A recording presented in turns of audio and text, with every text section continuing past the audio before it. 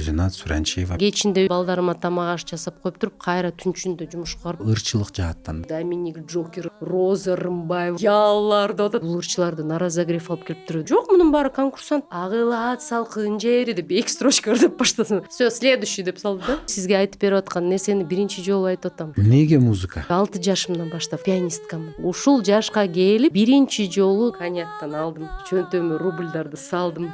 Акырын барып тык ойноп бүткөндөн кийин номинацияларда жок фамилиям, 3-чү местода жок, уже Надежда өлдү. Башкалардын миңи сага татыбай. Салам достор.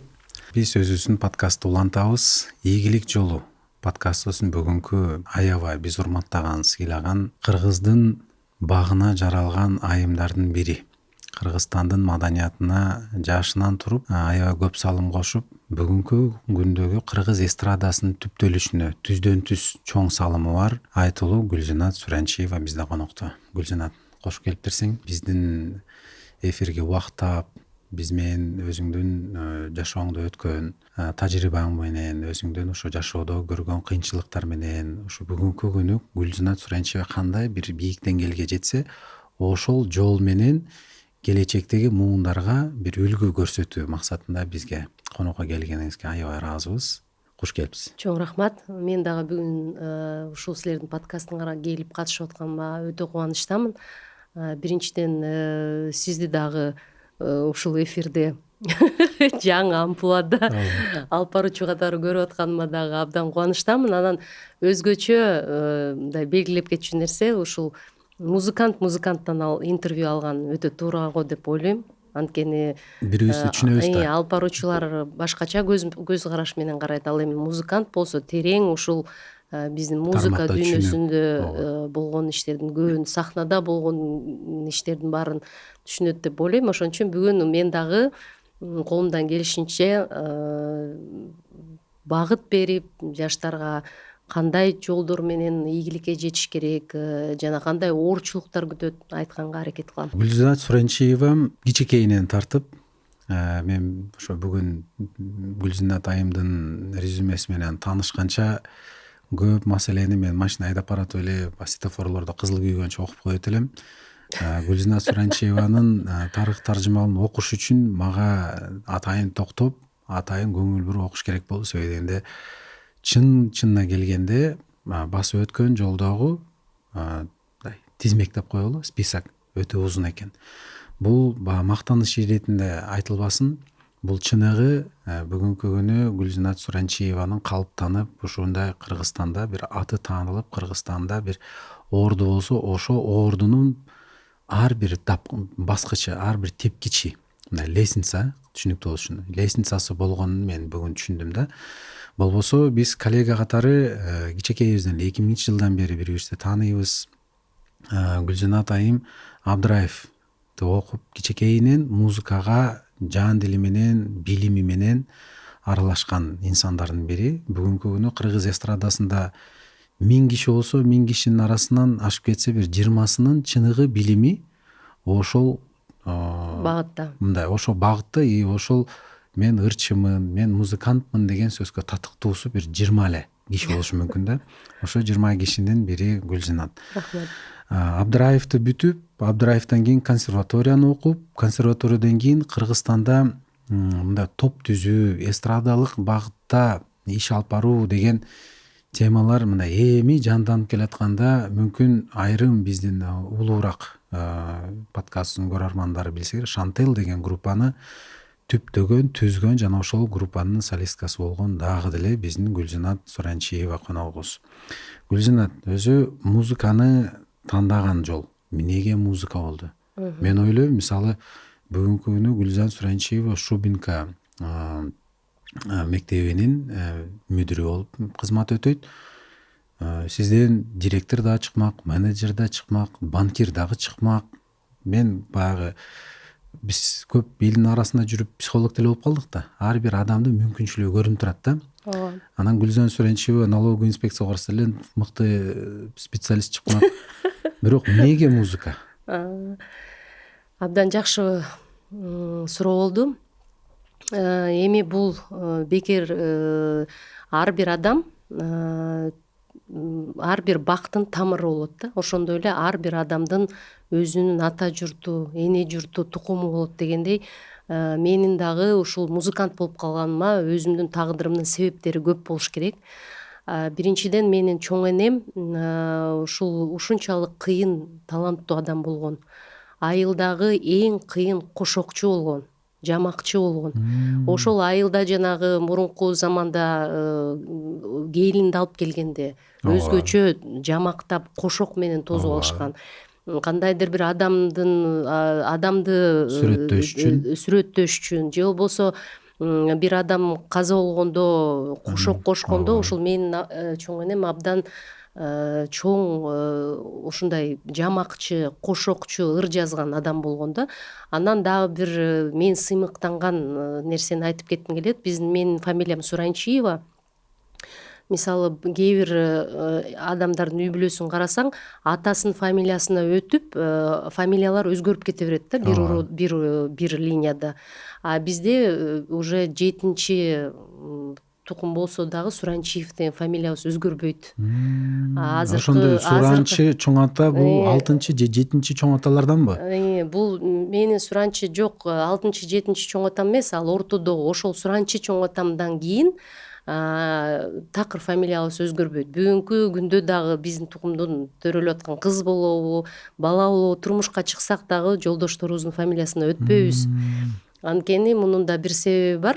Биздин тукумда ошо Суранчы чоң атам бул өтө чоң баатыр киши болгон. Анан Кыдыр акенин жигити болгон. Анан менин чоң энем ошол Кыдыр акенин карындашы.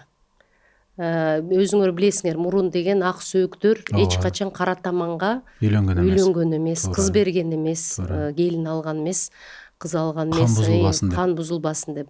Бирок ошол кезде Кыдыр акенин чоң той берип, Кыдыр аке ошол тойдо казактын бийи келип, анан Кыдыр аке да Кыргызстанда ошол эл башкарып турган адам болгон да. Анан ошондой чоң той өткөрүп, ошол жерден бир укмуш күлүктү алып келет экен да казактарчы. Алып келип, ошол күлүккө эң мыкты жорголор, эң мыкты күлүктөр кыргыздын артында калат экен ошол күлүктүн.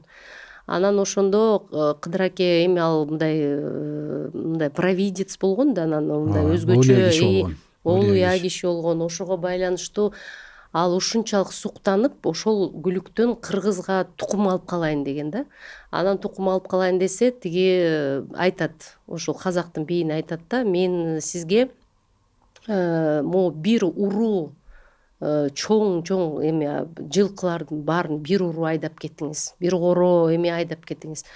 Ушул күлүктөн мага бир тукум бериңиз, же болбосо ушул күлүктү мага бериңиз дейт да. Ошонусу тиги казактын бийи айтат экен, бул күлүктүн баасы жок, бесценный бул деген. Ушунчалык бул биз өзүбүз ушинтип таптаган күлүк. Бул ушул күлүк менен казак элинин аты чыгып келаткан күлүк. Биз ошон үчүн буну бере албайбыз деп, анан аягында кетип атканда эми жолу болоттур кандайдыр алганга, тукум алганга ушул күлүктөн дегенде, тиги эми адам оозунан жаңылат да, тамашага салып, тиги бий эме деп айтыптыр, мунун бир эле жолу бар. Эгерде бул күлүктү уурдап гана албасаңыз деп жылмайып өтүп кетет да, ошентип узатат. Ошол той бүтөт. Той бүткөндөн кийин ошол Кыдыр аке өзүнүн жигиттерин баарын, билесиз да, желдет деген башка, кыргыздарда жигит деген башка. Анан жигиттерин баарын чогултуп туруп айтат, ушул эң мыкты жигиттер чогулгула дагы ошол күлүктү мага мындай алып келип бергиле дейт да. Анан ошондо ойлонушуп, талкуулашып кандай болор, анан ошондо менин чоң атам, Суранчы чоң атам, мен ошол күлүктү сизге алып келип берем, тартуу кылам, бирок мен жалгыз барышым керек аякка дейт. Анан жалгыз барышым аякка дегенде ошентип чечим чыгарып, анан Кыдыр аке өзүнүн жана демин салып, анан илгери жанагы күмүштөн жасалган кулпулар болгон, анан ооздуктар болгон күмүштөн жасалган атка ошол өзүнүн атынын эмесин дем салып туруп салып берет да колуна. Анан менин чоң атам кетет экен Казакстанга, тоону ашып Казакстанды көздөй жалгыз жол жүгүрүп кетип, ошол жерде жарым жыл жоголот. жарым жыл жоголуп, ал жакта жарым жыл жоголгондо суранчыны может быть кармалып өлтүрүп коюшканбы, же чегер алардан кармалып өлгөнбү деп ушинтип күтүп ушундай болуп күтүшөт экен. Көрсө менин чоң атам аман эсен ошол жака жетет. Анан ошол бийдин жашаган жайлоосунан четинде 4 ай жашайт. Токойлордо. Токойду аңдып, ошо казактардын үрп адаттарын, кийим кечелерин, кандай кылыктар, ошол күлүктү кандай кармашат экен, кандай кылып кайтарышат экен. Изилдейт. Чоң боз үйдүн ичинде, түн ичинде ошол күлүктү боз үйдүн ичинде баканга байлашып, жанагы күмүш кулпулар менен бекитип, анан эшиктин астына, жанагы боз үйдүн эшигинин астына 4 күңдү, жанагы кулдарды, 4 күңдү аялдарды ошолордун буттарын мындай кылып коюп, байлап, анан еще сырты полный ошо желдеттер менен кайтарылат экен да, ошондой кылып кайтарышат экен ошол. Анан 4 айдын ичинде ошонун баардыгын изилдеп, билип, кандай жол менен кирем деп, кандай алып кетем ошол күлүктү деп. Анан аягында ошол түн үчүн таңга маал боз үйдүн түндүгүнөн кирип, түндүгүнөн түшүп, жанагы касиет деген нерсе бар да, ошол Кыдыр аке касиеттүү киши болгон үчүн ошол жана дем салып берген эмесин тиги ат үркүйт да.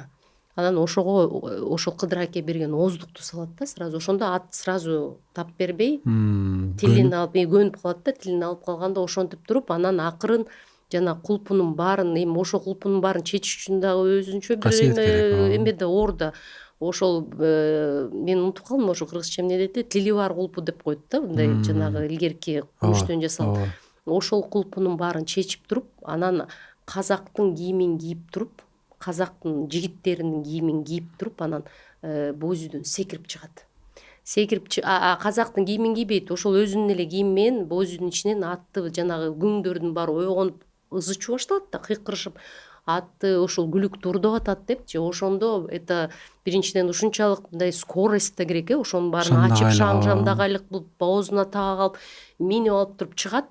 Чыкканда аркасынан бүт ошо казактардын жигиттеринин баары аттарына минип аркасынан кубалайт. Ошондо чоң атам ушунчалык тиги күлүк атта реактивный, ошондон минип туруп, токойдун ичине кирип туруп, тигилердин желдеттери мындай уже чуркап бараткан токойго кирип туруп, казактын кийимин кийип туруп, ошол ат менен артынан кетет тигилердин. Кубаламыш болуп артынан кетет. Артынан кетип, анан Кыргызстандын эмесине чейин, чегарасына чейин артынан келет ошолордун.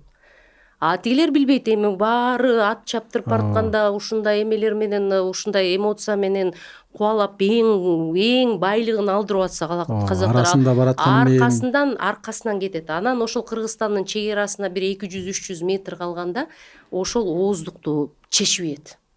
Жанагы күлүктөнчү чечип ийгенде эле ушунчалык жанагы ат ала качат. Чоң атамдычы ала качканда гана ошондо анан жанагы бараткан жигиттер, аттын үстүнө бараткан жигиттер жанагы атты тааныйт да, күлүктү таанып, ошондо бирөөсү найза менен ыргытып, бирөөсү жага менен чаап, ушундай башталат да. Анан алар көп да, ошонун арасынан жана күлүк ала качып кетип баратат да. Ошол кетип баратканда ар кандай денесине ар кандай жаракаттарды алат. Эң аягында ошо казактын бир чоң кыйын баатыры болгон экен, ошол ичин жара чабат. Бир найза менен ичин жара чабат. Анан ошо ич агарынын баскан бойдон ошол бойдон эмеден өтүп кетет да. Чегарадан өтүп кетет дагы, ошентип кире албай калышат тигилер аркасына. Бирок ушунчалык аябай катуу жаракаттарды алат да. Ошол бойдон келгенде Кыдыр аке өзү мындайча айтканда шок болуп калат да. Ушул алып келдиңби депчи ушул күлүктү. Ушунчалык кубанып, анан Кыдыр аке өзү ошону дарылаптыр менин чоң атамды. Өзү жанагы эми олуя киши болгон да, касиети да күчтүү болгон. Ошондой дары чөптөр менен дарылап, эми жарым жылдай төшөктө жатып, анан бутуна турат да. Анан бутуна турганда Кыдыр акеге ошол жарым жылдын ичинде казактын элчиси келет экен. Бул эмне кылганыңар депчи. Бул эмне кылганыңар? Биздин күлүктү ушундай деп эметкенде, анан Кыдыр аке айтат, өзүңөрдөн жаңылгансыңар. бул гүлүктү мен силерден тукум кылып сурасам бербей койдуңар эле, тукум сурасам бербей койдуңар. Бирок бир Тартуу кылып сураса берген жок. тартуу да кылып бир үйүр жылкы берип тукум сурасам бербей. Бирок өзүңөрдүн бийиңер айткан, мунун бир эле жолу бар, муну урдап гана ала аласыңар деп айткансыңар депчи. Ошон үчүн таарыныч болбосун деп элчи дагы сөзү жок болуп анда кетет ошо ойдон. Анан чоң атам тургандан кийин, төшөктөн тургандан кийин Кыдыр аке алып келгиле мага суранчыны дейт, келсин депчи. Анан ошондо айтат, сага эмне берейин, кааласаң үйүр жылкы берейин, эмени берейин, эме ушу ыраазычылыгын билдирейин депчи. Анан ошондо менин чоң атам дагы аябай кыйын киши экен да. Өмүрүндө жетпейт болчу да Кыдыр акенин карындашына.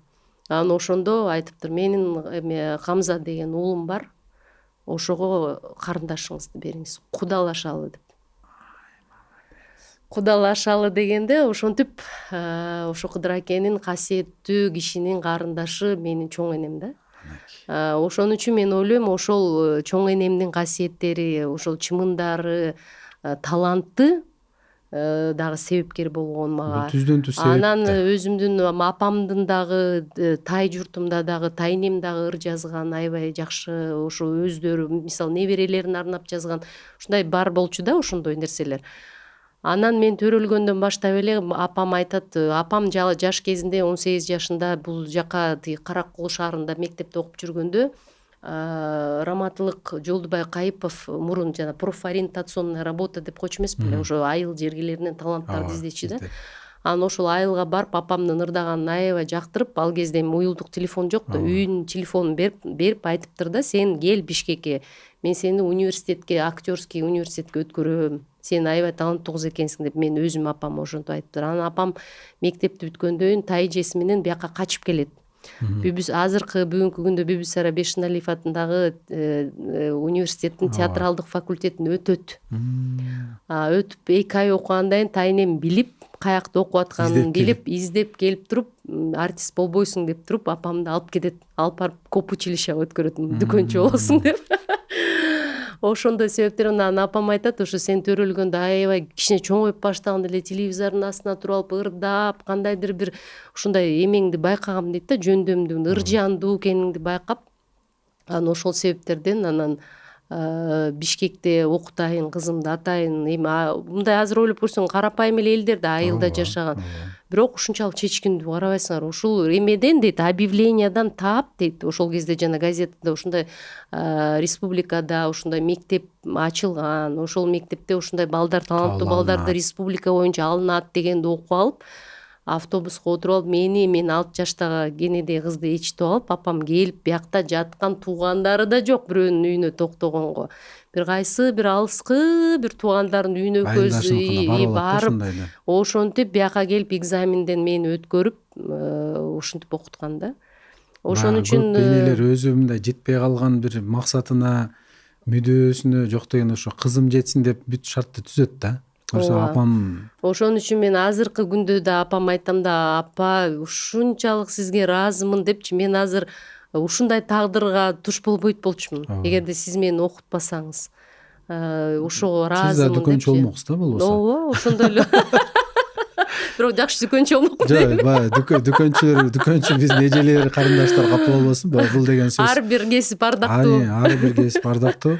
Анан мен башында айтпадымбы, Гүлзина Суранчева кайсы тармакта иштебесин, ошол жакта ийгилик жаратмак да. Бирок баягы мынтип коет, масштаб деген сөз бар да. Мүмкүн жакшы дүкөнчү болмоксуз, мүмкүн жакшы банкир болмоксуз, бирок бүгүнкүдөй масштаб болот беле деген маселе да. Анан тарыхты айтып берип, Суранчы атанын эр жүрөктүгүн, баягы ошондо айтканда казактын намысын алып келип алды да Кыргызстанга. Көрсө бул силерде тукумуңарда калыптыр. Жок, ошон үчүн биздин айылдагылардын баары санжырачылар, баардыгы билишет. Мисалы былтыр мен аябай ыраазы болдум. Мен ойлочумун да, могу Бишкек шаарындагылар эми биздин көлдөгү ата тектерибиз билет, айыл журт билет, мындай ушундай элдер билет депчи. А былтыр жумушта отурсам, чоң санжырачылар кабинетиме келди да. Жумушта отурсам келип, ошол биз алар аян менен жашашат го, ар кандай аяндарды алышат экен. Анан ошондо Кыдыр акенин тукумуна биз кан чыгарган атабыз, ошо Кыдыр акенин тукумунан сиз экенсиз деп билишет экен. мен бул бүгүн сизге айтып берип аткан нерсени биринчи жолу айтып атам публикага. Мен эч качан муну менен мактанган эмесмин, эч качан жаштык кылып көп баркын да билчү эмесмин. Бул эми санжыра деген бул тарыхта буну өзгөртө албайсың да.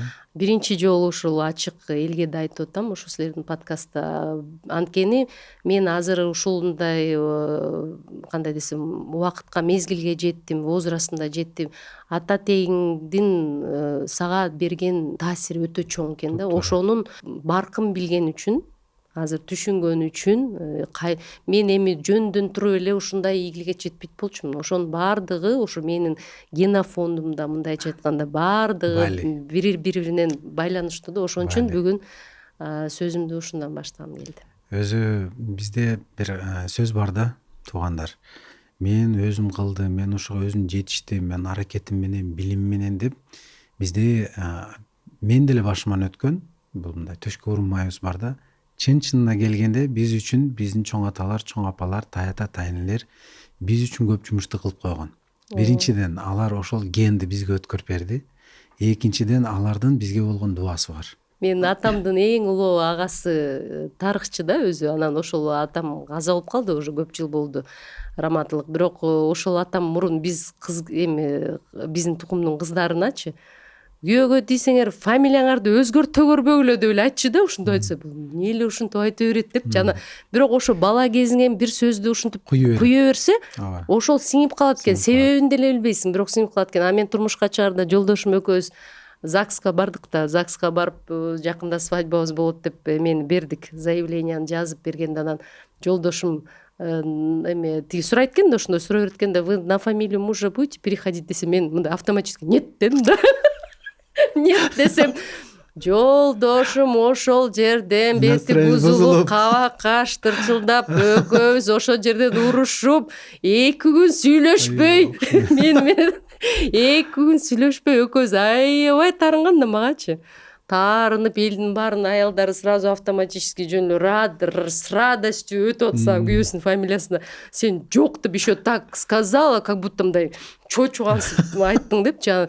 Ошондо мен аз ойлоп көрсөм, мындай себебим деле жок дегенге мындай ал кезде түшүнбөйм деле, көп нерсени жашмын. Эми мен өмүр бою фортепиано музыка, европейский культурада тарбияланган адам болсом, вот чего от меня можно было не ожидать да, а тут такая реакция жок депчи. Ошентсем аябай таарынып, экөөбүз 2 күн былтыңдашып сүйлөшпөй жүрүп, андан кайра мен ага барып подход кылып, эми мен азыр дипломдорумдун баарын кайра переделывать этиш керек экен деп калып элечи. Калып эле ушинтип жибиткем да, бирок өтпөй койгом. Жок, Кыдыр акенин дипломатиясы бар да кандай. Ошентип акырындап кайра жибиткем да, кечирим сурап, эми туура түшүн да, мен азыр дипломумду да, аттестатымды да алмаштырышым керек экен, анан тигиндей мындай. Азыр болсо ойлойм да, ушунчалык ыраазымын да, уже аталарыма бизге тарбия берип атканда өтпөгүлө деп ошенткенчи. Анан биздин тукумдун фамилиясы алмашпаганы мага аябай жагат. Азыркы күндө да төрөлүп аткан инилеримдин балдарынын баары кенедей жаш бөбөктөрдүн баары Суранчиевдер да, уже канчанчы тукум кетет. Фамилиянын сакталып, фамилиянын кадыры болушунун түздөн түз себеп, эгер ошол фамилияны алып жүргөн инсандар чыныгы чыгаан болсо. Болбосо элестетиңиз, Суранчы атадан кийин ушул күнгө чейин бир атагы чыкпаган, бир элге кызмат өтпөгөн бир тукум келе атса, баары бир болуп калмак. Эми Айтматовдун фамилиясы эч качан өзгөрбөйт. Ошол чоң атабыздын кылган эмгеги менен Айтматовдун фамилиясы мисалы өзгөрбөйт. Анткени Чыңгыз Төрөкулович ошол атты чыгарыш үчүн бүт талантын, эмгегин, жанын арнап койгон. Анан Суранчиевдин фамилиясы өчпөсүнө Гүлзина Суранчиеванын салымы чоң. Ошон үчүн силердин кыздарыңардан, балдарыңардан да чыгаандар чыксын. Туугандардын арасынан, суранчылардын дагы арасынан эл кызматында болгон, элге намыс алып келгендер көп болсун. Мен баягы намыс деп баштап калбадымбы? Биздин көрөрмандардын мүмкүн баягы жаш муундагылары Гүлзина Суранчиеваны мүмкүн баягы жакшыраак таанып алышы мүмкүн, бирок 30 жаштан өйдөнкү биздин угармандар, көрөрмандар, кыргызстандыктар Гүлзина Суранчиеванын чыгармачылыгын аябай жакын тааныш.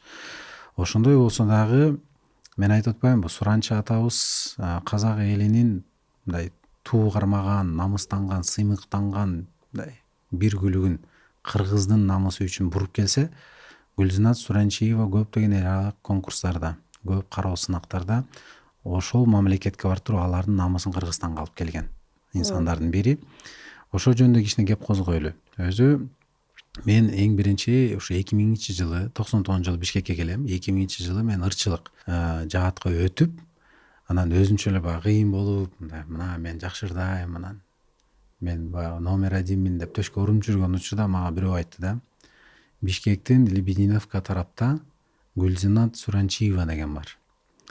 Сени музыка жагынан дагы, вокал жагынан дагы, и пианино жагынан дагы, любой жагынан, любойдун артына камчы салдырбайт. Номер 1 деди да. Дегенде мен не может быть дейм, таң калам да. Анткени мен тааныган Элес деген группа бар эле, Инсан деген группа бар эле, ошолорду мен сыйлайт элем, чыгармачылыгын да билет элем. Ошодон кийин эле мен келатам окшойт деп төшкө уруп жүргөн кезим да, эми таластыкмын, жашмын. Анан Дияр деген жерге барып туруп Гүлзинат Суранчиеванын ырдаган укканда баягы көкөлөп жүргөн Өмүрбек жерге түшүп, жашынакай мамиле кылып, жашынакай дагы өсүш керек экен, дагы иштеш керек экен деп.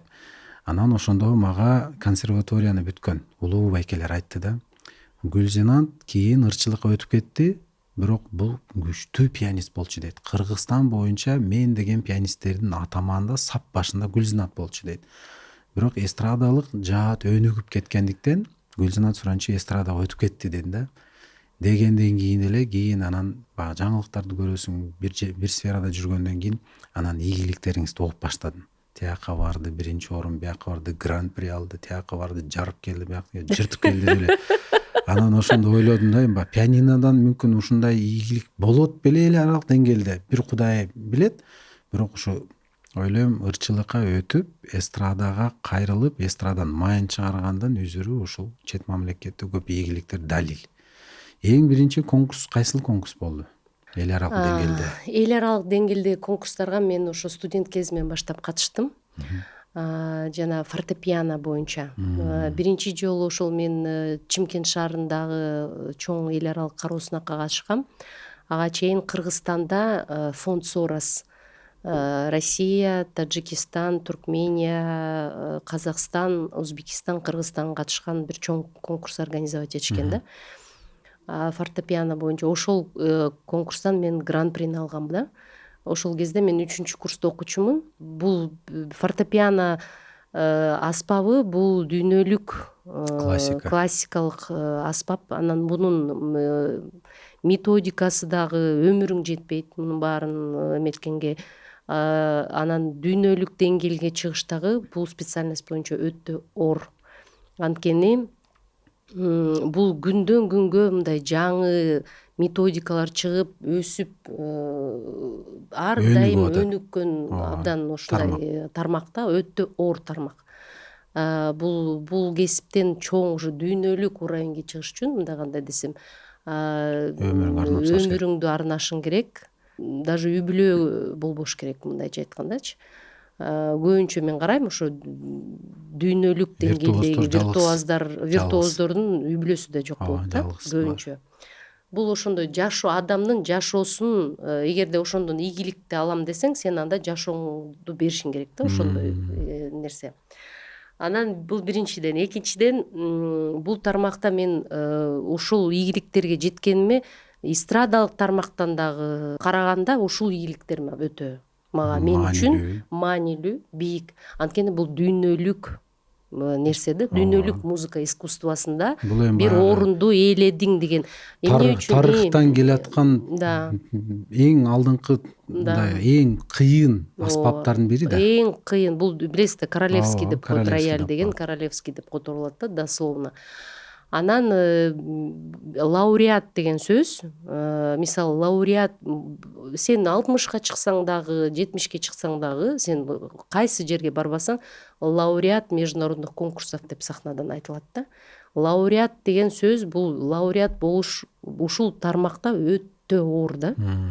оңой угулат. оңой угула берет лауреат Ооба. деп. Азыр мисалы балдардын конкурстарында деле майда чүйдө конкурстарда лауреат деген Жайнап сөздүн мындай кетти. Баркы кетип калды. мазмунун да билишпейт да, Баркы билбей, кетип калды. түшүнүшпөй эле жаза беришет. Бир частный какой-то бир нерселерди кылып алышпчы. А эгерде бул профессионалдык сфераны ала турган болсоң, бул өтө чоң наам да, лауреат, эл аралык конкурстун лауреаты деген сөз. Анан мен 2022 негизи русская фортепианная школа, бул дүйнө жүзү боюнча эталон да.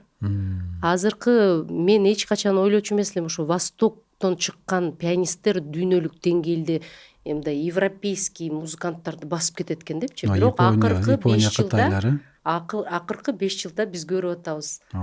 Востоктон чыккан пианисттер Европа, бул деген биздин иденттүү культура эмес да. Ооба, бизге таандык эмес. Таандык эмес. Булар Европага таандык.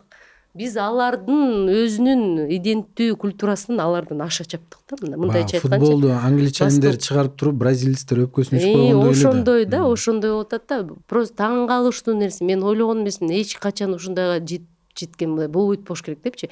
Бирок бүгүнкү күндө биз көрүп атабыз Щелкунчик, конкурс имени Чайковского жана башка пианисттердин конкурсунан уже Восток биринчи орунду алып атканын көрүп атабыз.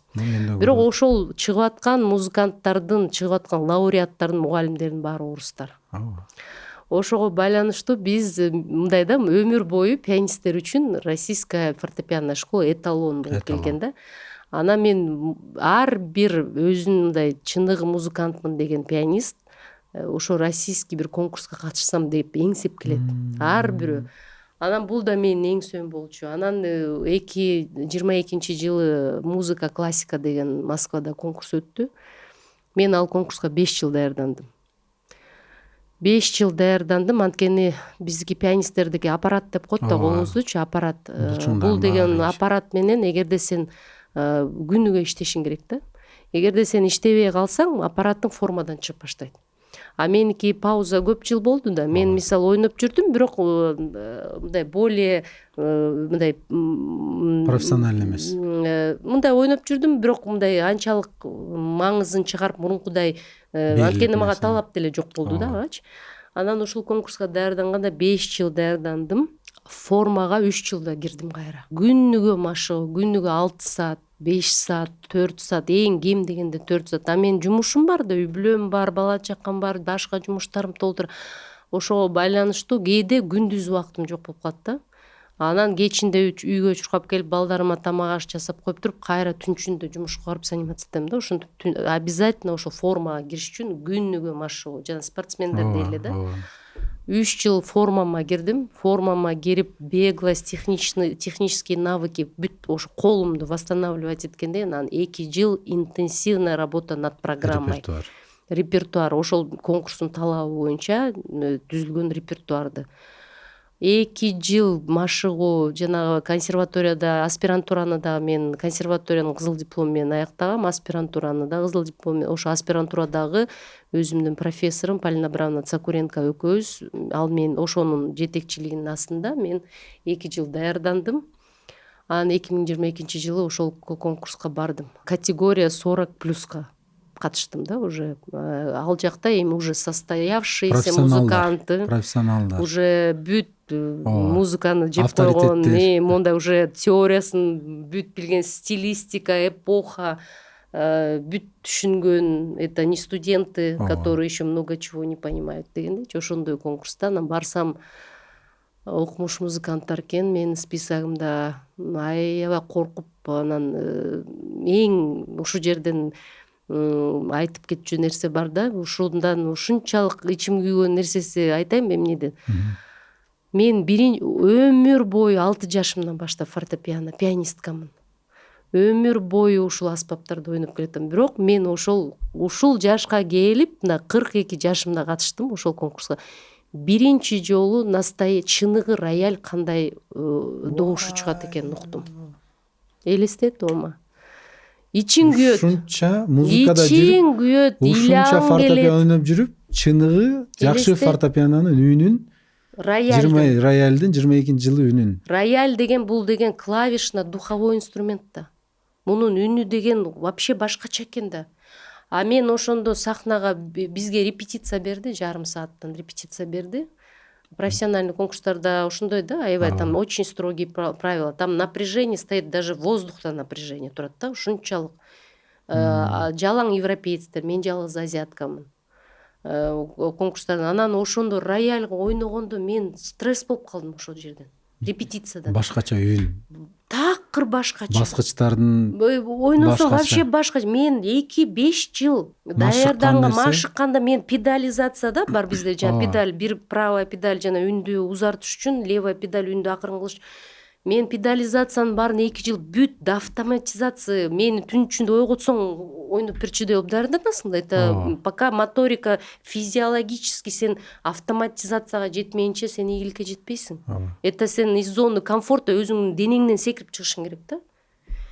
Ошого байланыштуу мен просто стресс болуп калдым да ошол жерденчи. Ошондо кайра бүт нөлгө түшүп калды да кайра. Элестет. Такыр вообще звучание, мен окраска, жанагы тембральный окрасканы бүт жасагам да, ар бир жерден кандай тонкий, өзүмдүн самый сильный стороны, жана туше звук менен могу жеринен могу звукту момундай көрсөтүшүм керек да, ар бир детализация, до каждой мелочи иштелип чыккан да. Элестет, ошонун баары стресс болуп калбадым, бетимди момундай кармаган бойдон эле ойноп, хочу приспособиться, не могу, такыр болбой атат да. Потому что добуш такыр башкача чыгат. Кулагымачы. Эшек минип туруп эле бир атка отургандай болду да. Элестет. Ушундай стрессовый состоянияда жарым сааттын ичинде чала эле монтуп стресс болот эле чыктым дагы. Монтуп эле башымды мыкчып отуруп калдым. Эми ушул жашка келип, эми ушул конкурска бияка кетип атканда эле өзүң билесиң, дос бар, душман бар. Көрө алган бар, көрө алган бар. Кайсарына, Москвага, биздин кыргыздарды билесиң, жана Суранчебой, Кайсарына, биякта азыр техничный беглый студенттер ага баргандан коркот. Духу жетпейт. Бирде эле жүрө бербейби эстрадасында деген сөздөрдү канча аркаман, эми биздики билесиң, музыкалык чөйрө аз эле. Бат эле жерде андай слухтар, Кайсарына, аман эле болсунчу дегендерчи. Ошонун баары көз алдыма келди, шылдың болуп атканым көз алдыма келди да, ушунчалык прям стресс болуп калдым ошол жерден. Анан бирок ушундай отуруп эмне кылсам деп бардым, барып расписанияны карасам, эң акыркы пианист ошол менин возрастной группамда түнкү 11-де репетициясы бүтүп өткөн да. Анан дедим да, анан бардым тиги ошол жакта бир санаторийге окшогон бир жатаканага жаткырганда бизде ошол жака барып кечке чейин жаттым, ойлонуп туруп анан түнкү 11-де баары билесиң го, азиатский смекалка иштеп кетет го. Мисалы эме го, мындай европейцтер нельзя десем, нельзя деп кетип калышат го, а биз болсо почему нельзя, мындай жолун табыш керек. Суранчы атабыз 4 ай токойдо жатып баары смекалкам иштеп кетти да. Жанагы эме ала барган болчумун, кыргыз коньяктарынчы, эми ошол жакта таанышып, эметке мен Кыргызстандан келдим деп берип коюм, белек кылып берип коюм, ошо коньяктан алдым. Чөнтөмө рубльдарды салдым. Түн ичинде кышында кар кетип бартам ошол репетиционный эмге түнкү 11-де. Анан күтүп турдум, акыркы киши чыгып туруп, анан бакча эшигин таракс деп жапты да. Кетип туруп свет түктө өчкөндө акырын барып тык деп актер тыкылдаттым да. Ошондо бир орус киши экен, ачып, что вам надо деп ушинткенде, добрый вечер, я вот с Кыргызстана приехала, я тоже конкурсантка. Я бы хотела порепетировать, пожалуйста, поймите, я никогда на такой рояль не играю, у нее скорость другая, у нее звукоизвлечение другое. Десем, репетиция закончена деп кайра жабылдым, кайра тыкылдаттым. Пожалуйста, хотите попробовать? Я для вас вот коньяк специально привезла. Вот это шикарный коньяк кыргызстанский деп ошентсем эле тиги кишинин баары адамда кичинем да бети өзгөрө баштады да. Бети өзгөрө баштады. Пожалуйста деп ал коньякты колуна карматтым дагы, анан эме чөнтөмдөн 1-2 миң рубльди карматтым. Я вас умоляю, пожалуйста, вы поймите, я никогда на такой рояле не играла. Помогите, пожалуйста, депчи. А уже эми коньякты алды, акчаны алган. Только тихо, я сам сейчас свет включу, чтобы никто не знал деп туруп эле анан залдын светин күйгүзүп, түнкү 3-кө чейин улам келет, уйкулуу көзүмөн. Вы все депчи, пожалуйста, еще чуть-чуть деп коем. түнкү 3-кө чейин момундай тер, чачым суу, кара терге түшүп, представляешь, за ночь бүт переделывать этпедим да. Ошол инструментке приспосабливаться этип, педаль. Биздин инструменттер, биздин рояльдар мамлекетте турган 85 жыл мурун чыккан Алынган. автомобилди эле эми 85 жыл чыккандан мурунку автомобилди ойноп айдап жүрсөң, анан бүгүнкү чыккан менен айырмасы асма мен жерде. 80 эмес, 40 жыл мурунку москвичтердин жүрбөй калган азыр. Биздики 85 жыл мурун келген аспаптар да, анан алар кургап калыптыр да үндөрү. Биз ошого ойноп атпырбыз, аларды тык мисалы бир пассаж ойносуң деген бир пассажды мондай октавный пассаж же мындай пассажды ойносоң да бир эле педальды басып туруп эле ойноп койсоң таптаза чыгат да биздикичи. Анткени уже мындай жарбай калыптыр да, кургап калыптыр да. Мен аны билбейм, биздин рояльдар менен заниматься этип жүрөм. Тияка барсам аякта жүрүп каждый звукка тың десең эле кетет экен да бүт барчы. Ошону бутумду репетировать эткенде элестет, түнү кара терге түшкөм жүрүм, момундай былчылдап. Ошонун баары түнкү 3-төрдө ошол рояль менен достоштук да көбүсү уже бири-бирибизди түшүнүп. Сезип калдыңар. Бири-бирибизди түшүнүп, бул дейм мындай турбайбы деп уже ошо түнкү 3-тө анан бир произведением 17 мүнөттүк Моцарттын произведениясы. Трёхчастный рондо. Бир произведением баллада Шопена, жана пианисттин знаменитый фильмде жанагы еврей качып жүрүп анан ойнойт го аягында. Ошол баллада Шопена, это тоже одно из сложнейших произведений, да, вообще методики ошо биздин фортепиано школы. Бир произведение өзүмдүн Кыргызстандын произведениясы болуш керек да, өзүмдүн мамиле. Мен Жылдыз Малдыбаеванын 24-чү прелюдиясын ойномокмун. Анан ошону түнкү 3-тө анан экөөбүз достошподук, элестет, 11-ден баштап. 5-6 саат о жакта камок, прям суу болуп. Анан түнкү 3-тө достошкондо мындай кичине мындай свет, надежды, кичине мындай хотя бы позор боло. Түшүнүк пайда болду. Кого вы нам отправили? Что за позор деген нота возмущения менин тура келбесин депчи. Уже мындай какой-то свет появился, да, надежды. Анан кудай деп түнкү 3-тө жөө караңгыда. Эртең менен конкурс. Эртең менен 9-да конкурс башталат. Мен по жеребьевке 6-7 чыгам да сахнагачы. Анан ошо Москвадан бир эртесинү конкурста келдим, 1 саат 11-лерде келип уже разыгрываться этип баштадым. Анан бир убакта эле репетиционный комнаталар бар да, бир нече инструменттер турат, ошол жакта ар бирөө кирип перед своим выходом репетициялашат да. Анан мен да ошондо репетиция монтип эле карасам беттери кыргыз, анан мындай жылуу учурап кетти да бир эженин бети. Атайын Ленинградта ошо биздин кыргыздар бүгүнкү күндө катышып атат. Бүгүнкү күндө уже ошо Ленинградтагы ар кайсы бир оркестрда иштеген музыканттар арасында карасам, мурун бизде Абдраев мектепте менден бир 10 жаш улуу бир байке, который Москвада атайын кыргыздар келиптир, ошо Кыргызстандан биринчи жолу Москвада ушул бир конкурсант келиптир деп. Буга чейин эч ким катышпаптырбы бул конкурска? Москвага эч ким осмеливаться этпей коркот да баарычы мындай. Деңгээли өтө бийик. Эми это Москва же, это уже русская классическая школа болгон үчүн ушундай эме да оор. Анан ошентип эметтик. Анан келишиптир, алар эми мындай кыргызча билишпейт экен, уже мындай менталитеттери башка. Ну, мы приехали поддержать свою землячку дешип таанышышып мен менен. Давайте с Богом вам деп жакшы өздөрүнүн напутствияларын айтып алып кетишти. Мен алар келгенден еще хуже стресс болуп. Жоопкерчилик өсүп кетти дагы. Биякта мен эч кимди тааныбай атсам, и вообще эле уже стресс болуп баштайсың го. Андан да стресс болуп баштадым да, анан кой деп эми болор иш болду, боёганды. Эми айла жок, бежать поздно деп өзүм очередим келди. Келгенде алар за 15-20 минут уже предупреждать этет да, через 20 минут вам на сцену деп, за кулисы барып. Ошо ата бабамдын арбактары колдосун, Манас атамдын эмеси колдосун, эме улутум кыргыз, ураным Манас деп, в общем, билген сөзүмдүн баарын Кудайга айтып, дуаларымды кылып алып, анан оң бутум менен сахнага бисмилла деп туруп, мени объявлять эткен Кыргызстан деп турган программа, там все объявили, оң бутум менен чыктым да, анан отурдум. Отуруп ойноп баштадым, бирок ошондо эң главный состояние ушундай да, музыканттарды, аспапчылардыкы. Сен эгерде ошол состоянияга түшпөсөң, считай, что тебе не удалось это. Потому что это уже фальшь. Это уже искусственно. Понимаешь?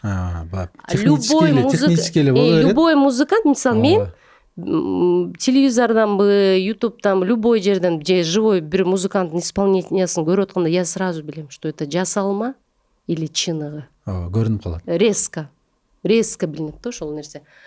Анан сахнага чыгганда мен вот какие-то вот, может быть, минуту первую мындай кирдим да ошол эмеге, мындай өзүмдү мындай искусственно монтип киргизесиң да ошол состояниячы уже монтип музыка алып кетиш керек да сеничи, эпоха алып кетиш керек. Потому что мен Моцарттын бул 18 кылым, я должна эту стилистику, эпоху всю полностью показать. Жеткизиш керек, Бүт жеткизишим керек. Это кроме детализации, бүт звукоизвлечения, бүт кетиш керек. Элдер 18 кылымга Өтүп кетиш керек да. Тем более там люди сидят не с улицы, а люди в этой профессии, уже музыканттар, которые все это знают. Анан ошенткенде я после 1 минуты уже в отключке была, да, уже не помню, уже кеттим, да, ошо надо было выпрыгнуть из своего состояния, да. А Моцарт ойноп бүткөн последний аккорд 17 минут без остановки ойносуң элестет. Ойноп бүткөндөн кийин анан вот из зала браво деп бирок кыйкыргандан ошондо өзүмө келдим да. Деп туруп колумду алдым да. А там же таймер стоит на международных конкурсах. Каждому выступающему ровно 30 минут. Если сен ошол 30 минутка не укладываешься, это же представь, сколько тебе надо тренироваться, чтобы в таймер попасть. Вот, допустим, 17 минуттук произведение, 19 кылып салсаң, все, ты не попадаешь в таймер. Учуп кеттиң. Сен чыктың, тебя сахнага объявили, как только ты руку на инструмент положил, тыкс деп таймер включаться этилген улат салат, тыкс деп, и все, кетишиң керек да. Ошон үчүн жазат да, это настоящий профессионал, ошон үчүн жазылат да 7 минут выступления или деп. То есть, понимаешь, а кто не может за 7 минут, технических навыков не хватает, беглости не хватает, ты в жизни не сыграешь за 7 минут деген сөз, да? Вот этими определяется мастерство, профессионализм и башка нерселер, да? Анан ичимен ошол еще в голове ёк айттым да, таймер, канча минут болду экен депчи, таймер, я попала, не попала деп.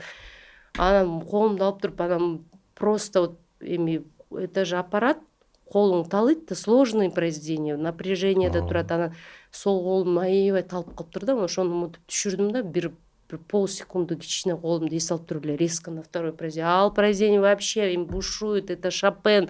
Там в этой музыке и смерть, и горе, и адамдагы буря, море, океан, страсть, любовь, бүт бар да, ал музыкада. Ошонун баарын бушубайт этип жашап чыгышың керек да. В общем, бир жеринен Шопен өзүнүн, это же автордун эмесин көрсөтүшүң керек да, это же уникальный музыкант да бул деген, с такими возможностями божественными, да, то есть это музыка сверх турган музыкалар да. Там еще технически ушундай все виды техники бар да. Кааласаң октава, кааласаң пассаж, кааласаң мелкая техника, кааласаң ондай скачоктор, все, короче, сложнейшее произведение, да. А кроме технических сложностей, еще плюс еще художественный жагынан өтө терең нерсе да. Анан ошонун баарын эметип бүткөндөн анан уже на кыргыз, өзүңдүн кыргызча композиторго жеткенде бул орустар баары бир түшүнбөйт аны деп мындай хоть кичине мындай облегчение да, кичине болсо да мындай орустар баары бир муну түшүнбөйт, муну кыргыздар эле түшүнөт деп туруп, анан деп анан Жылдыз Малдыбаеванын уже прелюдиясына прям абсолютный покой да, уже мындай өзүм уже, это же идентичная культура, рахат алып, өзүңө идентичный культура, сен баары аның да бар, гениң да бар дегенде мындай кеттисиң да, ошентип ойнодум. Анан ойноп бүтүп чыксам, могу чачымдын аркасычы жөн былчылдайт, бүт былчылдайт, чачым суу. Деп чыктым, анан чыккандан эле бир убакта тиги за кулисы чыгып эле бияка чыгып баратсам эле жанагы кыргыз эже менен байке Ленинградтан атайын келген, өккө тең беттери албырган, мындай не ожидали да, мына беттери мындай адамдын реакциясынан билет, мындай Көлзенат дешипчи мондай да. Ошонсо мен аларды өзүм карап да шокумда түшүнбөйчү деп өзүм эле араң болуп чыккам да. Какая умница! Как ты тонко дала это все!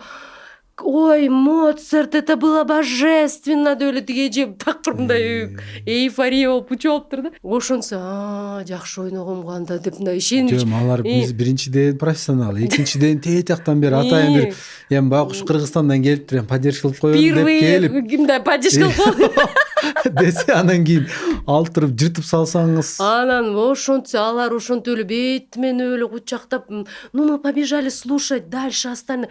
Пока ты вообще сен сага чейин они технари были там, эми укмуш бешеный техникасы менен эмелер чыгат да, пианисттер.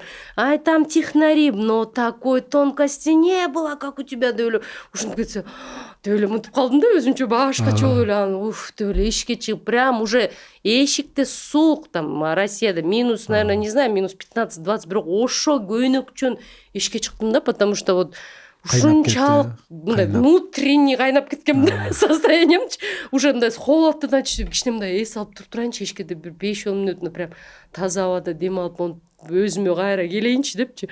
Ошентип анан конкурс бүттү. Бүткөндөн эле алар результатты автоматически чыгарат, потому что это же международный конкурс. Өтпөй калгандар сразу кетет, там тут эме эч кимди кармабайт да.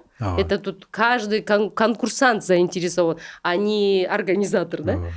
Ошондой да, анан кечинде эле результаты пригласили всех оглашенияга, эме результатов. Туруп аябай мынтип мен мынтип ойлогом да, Кудайым жардам берсе экен, Кудай бир жок дегенде бир поощрительный бир призге жетип калсам экен, там за лучшее исполнение, там хотя бы кыргызского мындай произведения собственной страны, там или ушундай мындай ушунча уят болгон мындай жүзүм жарык барайын жанагы душмандар дос душманга деп мындай ушунтесиң го.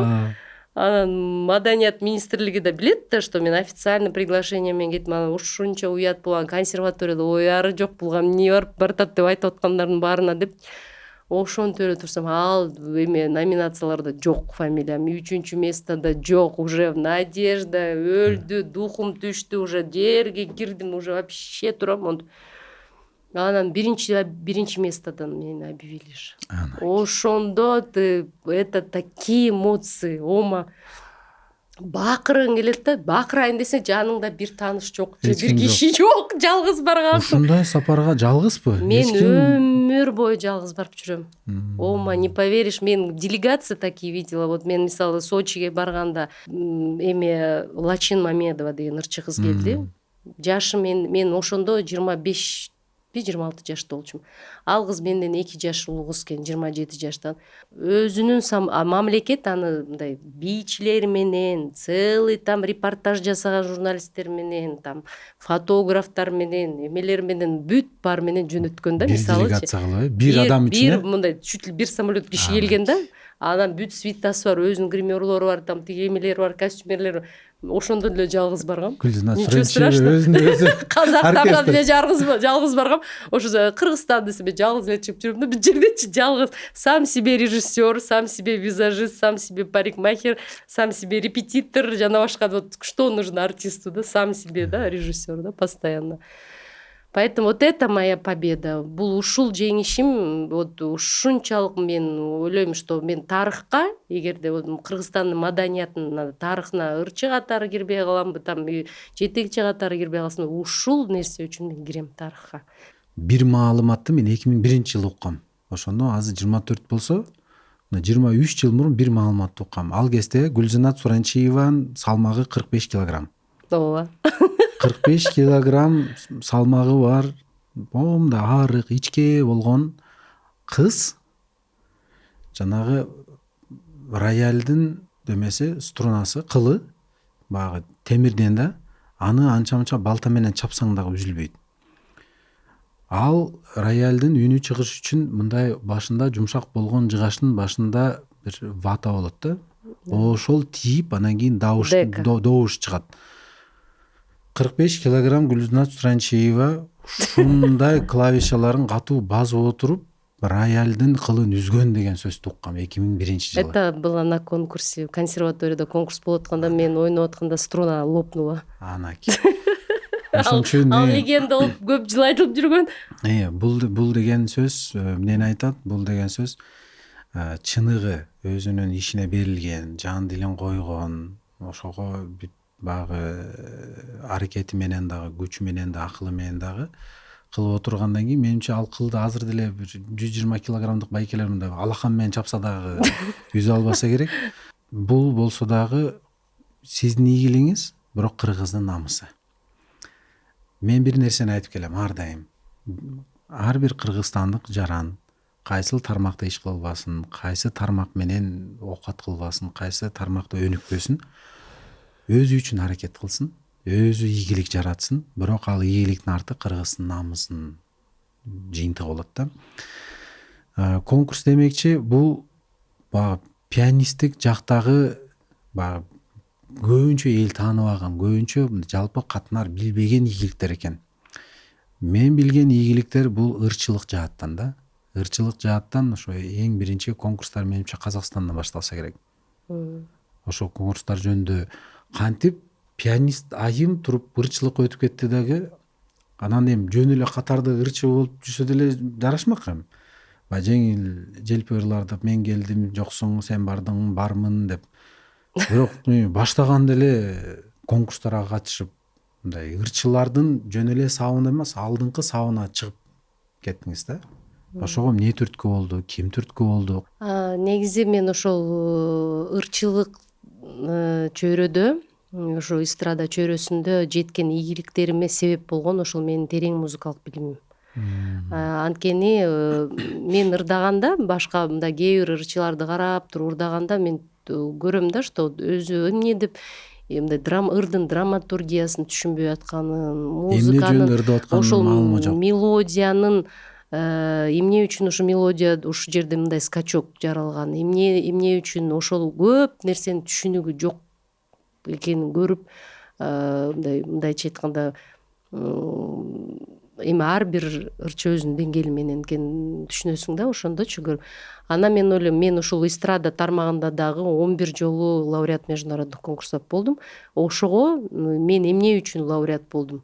Мен мисалы башка диапазонум прям мындай элден ашып кеткен жок. Тембральный окраскам өзгөчө бар.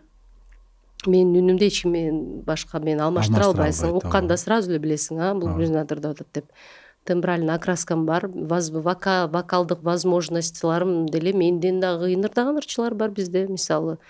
Именно мен билимге таянып түшүнүк, ошол нерсенин баардыгын ырды жеткирүүдө жана чоң менин канча жылдык опыт базам. Мен пианисткамын да, пианисттердики деген сол колу башканы кылат, башка вид техниканы ойноп атат, мисалы скачоктан тан-тан-тан, а биягында тема кетип атат, левая педаль башкача ритмди отбивает, правая рука.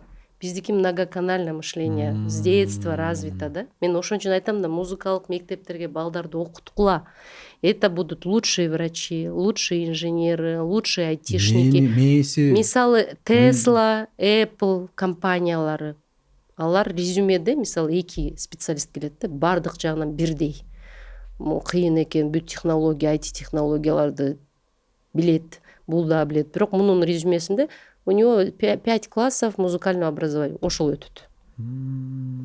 Бул музыкальный фортепиано бул ушунчалык многоканальный мышленияны берет да. Биздики 2 полушария бирдей өнүккөн да. И мен ошол билимдериме таянып туруп, мисалы бир эле ырды, мисалы азыр музыкалык билими жок кыз ырдайт, өзүнүн природадан красивый тембральный окраскасы бар, тигиндей эми бирок экөөбүз тең бир ырды ырдаганда мен башкача ырдап салам ал ырды. И адамдардын эмоциясына да башкача берип салам конкурста, понимаете? И мен андан мындай бир кыйлашып кетем да.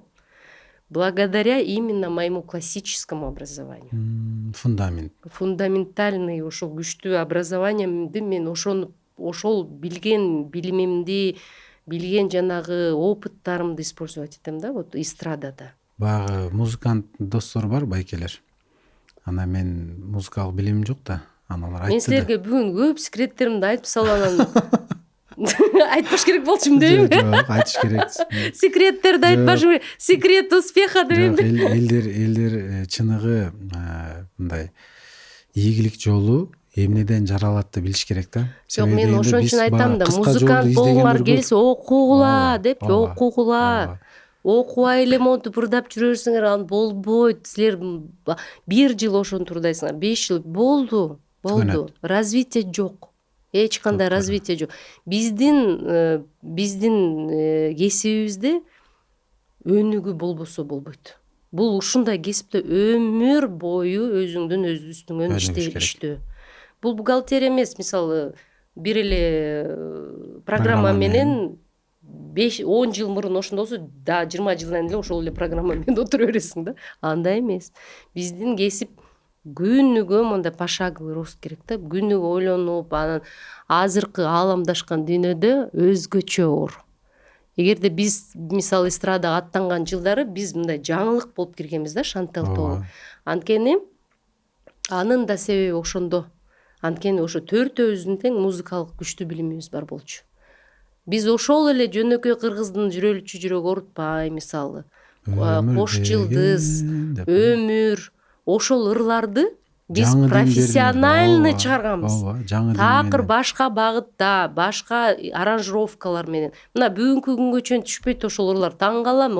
Мен ошонун аранжировкасын чейин кээде жанагы хиты 80-х деп коет го, ошондо биздин ырлардыкындай аранжировка бүгүн да жок эчкимде. Жок. Мен ошол аранжировка жөнүндө айтайын дегем да. Эч ким жасай албайт ошого. Это эталон, уже ага эч ким жете албайт бүгүнкү күнгө чейин. Этно эстрада звуктарды эстрадага биринчи жолу аралаштырган Шантел группасы болду. Жок, анан еще деген оркестровкасы классический болуп атпайбы? Ошондой болду. Биз биринчи киргенбиз, группа скрипок, первой скрипки, группа второй скрипки, группа духовых инструментов дегенде аранжировканы жасаганда эми мына азыркы бүгүнкү аранжировщиктер бар го, мындай более продвинутый. Ошолор эми ошону биз жасаган, биз 20 жыл мурун жасап салган нерсени эми бүгүн пробовать этип, кээде угуп калам да, кээ бирөөнүн аража, могу габойлорду кошуп коюптур депчи мындай. Бул медный инструменттерди кошуп, бул скрипкаларды эми кошуп калышпады.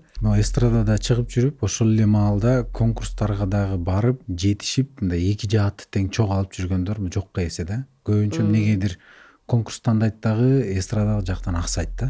Кээ бирлер эстрадага кирет дагы конкурска мындай талабы жок болуп калат же дайындангысы келбей калат да. Анан мен ошо бир Астанада өткөн конкурс жөнүндө кабарым бар да. Ошол конкурс, ошо Астанада конкурс, ошо деги Эрик Кадырбаев мырза менен иштешкен, ошо конкурска барып келген жөнүндө эмнегедир биздин мындай калым катмар эл билбейт. Көбүнчөсү Эрик Кадырбаев мырзаны деле унутуп калышкан. Анан ошо Эрик Кадырбаев сизге кайсы ыр жазып берди эле? Астанада эмне деген конкурс болду эле? Негизи Казакстанга конкурстарга барган мага абдан жагат. Анткени өзүңөр билесиңер да, могу музыкалык сынактар кээде бир кандайдыр бир политический нерселер дагы ролду ойноп кетет да. Анан ошондой жактары да бар. Казакстандын конкурстарына мен көп ырчыларга айтам да, жаш ырчылар, мисалы кайсы конкурска барсак болот дегендерге айтам, биринчи Казакстандан баштагыла депчи. Анткени ал жактан сен аябай мындай чыгармачыл атмосферага түшөсүң. Биринчиден өзүңө чоң опыт аласың. Экинчиден жанагындай сен жаш кезиңде сен мындай музыка менен эле жашайсың да. Анан деген көп нерсени түшүнбөйсүң. Ошол моментте чыныгы өзүңдүн табигаттан болгон күчүң менен анан профессионалдык деңгээлиңде алар туура так баа берет. Ошонусу менен айырмаланат Казакстандын конкурстары. Мисалы Россияда конкурстар кичине башкача, эстрадалык конкурстар. Ал жакта формат деген нерсе бар да. Форматына кирбей калсаң, баарынан кыйын ырдап атсаң дагы, ал форматына түшпөсөң, сени четке түртүп коет. Ошондой да. Мисалы ар кандай нерселер болот эстрадалык жанрда. Негизи аны көп мен тажрыйбам чоң да. Өзүм конкурсант катары да көп мамлекеттерге катыштым, андан тышкары жюри катары да көп конкурстарга катыштым. Ошон үчүн көп изнутри мындай айтканда ичинен билем да көп нерсени. Анан Казакстандын конкурстары ошол менен айырмаланат. Ал жакта туура баа берилет да. Так туура баа берилет. Эгерде чыныгы талант болсо, чыныгы эме болсо, форматка да карабайт, көп нерсеге карабайт. Именно ошол ырчынын самородок издейт да, булар ушундай самородок, мындай өзгөчөлүк өзгөчө номер даярдаган өзгөчө ырчы болсо ал озуп чыгат. Чыгат, баарынын астына чыгат да. Кайсы ыр менен бардыңыз эле ошо Астанага? Анан мен ошол Астанада ошо Казакстанда 2 конкурска катыштым. Бирөөсү шабыт, чабыт да кыргызча. Бул өтө чоң, Казакстандагы чоң эл аралык конкурс. Аякта художниктер, жазуучулар, бийчилер, ырчылар, классический аспапчылар, акындар, деги чоң конкурс, мамлекеттик конкурс. Экинчиси болсо жана мен биринчи орун алган конкурс, мисалы шабыттан мен экинчи орунду алгам.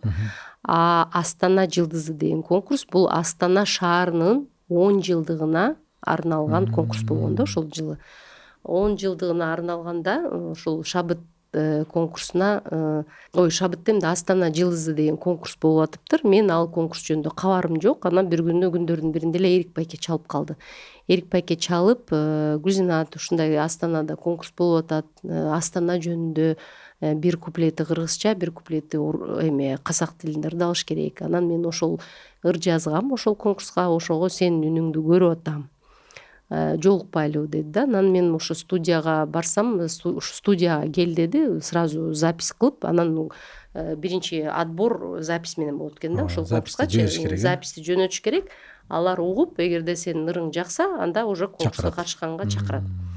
Анан студияга барсам, Эрик байке өзү келген жок, аялы жубайы келип, анан ошол жерден ал кезде Стас Рикичанский деген жакшы звукорежиссер бар болчу, ошонун студиясынан запись жасадык аларды. Мен 1-2 күн даярдангандан запись жасадык, анан записти жөнөттүк. Записке жөнөткөндөн кийин эле бир жумадан 2 жумадан кийин, не помню, кайра Эрик байке чалды. Аябай эметип алган, толкунданып алган, сүйүнүп алган. Гүлзинат, биздин ыр өтүптүр. Болгону 300 канча ыр келиптир Астана жөнүндө. Ошонун ичинен 32 эле ыр өтүптүр деди да. 32 ырдын ичинде биздин ырыбыз да өтүптүр. Азаматсың, сонун болуптур, өттүк, эми приглашение келери менен Астананы көздөй жөнөйбүз деди да. Анан ошентип приглашение келди, келгенден эле баягыдай эле Жылаңач Баатыр болуп, жалгыз эле Эрик байкенин аялы менен мен экөөбүз да мындай свитабыз жок, эч ким жок эле, рюкзакты көтөрүп алып эле Алматыга чейин такси менен бардык. Өзүңөр парикмахер, өзүбүз продюсер, өзүбүз монтажер болупчу. Анан Алматыга чейин таксиге отуруп алып эле бардык. Ал жактан самолетке отуруп алып Астанага учуп бардык. Барсак эми ойлоп көрсөңөр, Астана шаарын күркүрөтүп салган тиги Назарбаев. Анан именно ушул конкурсту өзү полностью контролго алган. 32 мамлекеттен конкурсанттар менен репетицияга бардым да, репетицияга барсам, бир убакта сахнада карасам, Доминик Джокер ырдап атат, Роза Рымбаева ырдап атат, Ялла ырдап атат. Мен айтпайм, бул ырчыларды на разогрев алып келиптирби депчи. Болот го ушундай праздничный концерт, сыйлуу конок кылып, алар элге биринчи ырдап чыгып, анан мындай конкурс башталат экен деген ушундай ойлодум да. Ошонсом жок, мунун баары конкурсант дейт. Бир убакта карасам, сахнада Дмитрий Маликов репетиция кылып атат. Макпал Исабеков, ал кезде это такие звезды, такого масштаба, да, бүт советский, постсоветский союзга таанымал Фарук Закиров, мисалы, Роза Рымбаева, аларды көрүп алып жүрөк түшүп калды, сөзүн ачычы, депчи бийчилери менен келишкен жөнүндө укмуш да. Пономарев деген аябай бир жана Азия дагусын кылып келген жана продюсер бар го. Өтө эме киши го, мындай дерзкий, мындайча айтканда эч ким менен церемониясы өтпөйт. Мага демектир Филипп Киркоров келсе дагы церемониясы өтпөйт, ушундай бар. Анан мага очередь жетти, Кыргызстан репетиция деп өзү бүт репетицияны эметип атат да, регулировать этип атат. Аны, конечно, тигиндей солидный звездаларга он дает время попеть, андай токтотуп, так, микрофон чуть-чуть так сделайте дегендерди угуп мындай эметип атат да. Аларга иймемдүү мамиле кылат. Аларга ийкемдүү мамиле кылып, анан мындай мага очередь жеткенде, так, Кыргызстан деп агылат салкын жери деп 2 строчка ырдап баштадым. Всё, следующий деп салды да. Вообще даже элестет на открытой площадке, өзүң билесиң. Открытый площадкада акустика деген вообще гуляйт, билесиң да, моундай тур стеналарга тийип звуктар тияк учуп, бияк учуп, үнүң биякта уже 3-чү строчканы ырдап атсаң, 1-чи строчканы бияктан өтүп кетет да, мындай кулагыңдачы, ушундай го. вообще же микрофон не почувствовал, эме стресс бойдон эле, же жаш кыз болсоң унчуга албайсың, билтеген продюсерге ал керек болсо сөгүп салат. Идите в свой Кыргызстан, езжайте деп салат да, мындайча айтканда. Унчукпай эле сахнадан түшүп кетип калдым. Андан эрте уже кечинде уже конкурс. Анан конкурста эмеси эми казактар алар помпезно өткөргөндү умеет да, мындай сөзүн ачык, ой жөн эле окумуш, гримеркалар окумуш, жөн эле кирсең жөн эле бүт эме даярдалган ушундай визажисты, стилисты, улам келип тиги эмелер помощница, вам стилист нужен, визажист нужен депчи. Эми ал кездечи азыр эми азыр бизде бүт ушу индустрия красотада аябай өнүкпөдү. Бирок ал кезде жок кезде. Ал кезде жок кезде, ал кезде мындай кыйраткан косметика. Анан мен бир убакта деген пойдемте эме вам стилист нужен десе, мен да деп мындай түшүнүгүм деле жок. Анан да деп бардым да, барсам бир аябай креативный бир жигит экен, жаштар моундай эме. Так деп мен үзгөм, бирок боёп атышат, чачымды жасап атышат. Анан самый эмеси күлкүмүштү да эстеп алып, ушундай күлкүм келет да ошолчу. Бир сааттай чачымды да жасады, бетимди да боёшту, күзгүлүгү жок, мынтип жатам эмедечи, өзүмдү көрбөй. Бирок все эме закончили деди да. Чуркап барып тиги гримеркадан өзүмдү карасам, мен эмесмин. Өзүңүз тааныбай каласыз. Никогда не забуду. Күлкүм келгенде айтпа, вообще башка бир аял 10 жашуу. Биягым кызыл тазыл, тендерим бар. Вообще мындай жүрөгүм түшүп калды өзүмдү көрүп, чачымды сонун жасап, бетимди көрсөң, вообще сен көрүп чөчүп кетмексиң мындай. Мен эмес да. Эми элестет, бир убакта тиги келип айтты, через полчаса ваш выход депчи. Чуркап баратам туалеткечи. Туалетке чуркап барып, бетимди самындап жууп атам. Самындап же кетпейт десең, улам пенчетип, самындап моп жууп, сүрүп кургап туруп, чуркап барып өзүм мурункудай эле бияктан боюм жүргөндө чала боёндум да. Жарым саат калган, ошентип туруп эле чыгып кеттим сахнага. Чыктым, бирок ошондо мага эме казактарга ыраазымын да, ушундай адамды сахнага кандай чакырып алсаң, бул да өтө чоң ролду ойнойт да. Мындай окрыленный, сразу мындай адамды татыктуу кылып, мындай эме сразу могу жериңе мындай канат чыгат да, мындай канат чыккансыз, мындай башкача учуп чыгасың да сахнагачы. Мындай эле эми сахнада деп койсом мындай чүп каласың да, шүрпөп же ошондой да. Анан ошондо эки ведущий экен, бир кыз бир бала, ушундай сонун эметишти да мени. Бир бор кыргыз элден биздин дүйнөгө белгилүү философ, мыслитель Чыңгыз Айтматовдун жердеши депчи мындай. Ушундай объявлять жасап, мен да могу жерим жөөдө моундай өзүмчө денем чымырап башкача болуп баштадым да. Анан мен айтып атпаймынбы, репетициядан мен же ырдатпай койсо, анан вообще эле духум түшүп калган, мындайча айтканда. Жанагындай гиганттардын жанында. Бир убакта чыктым сахнага.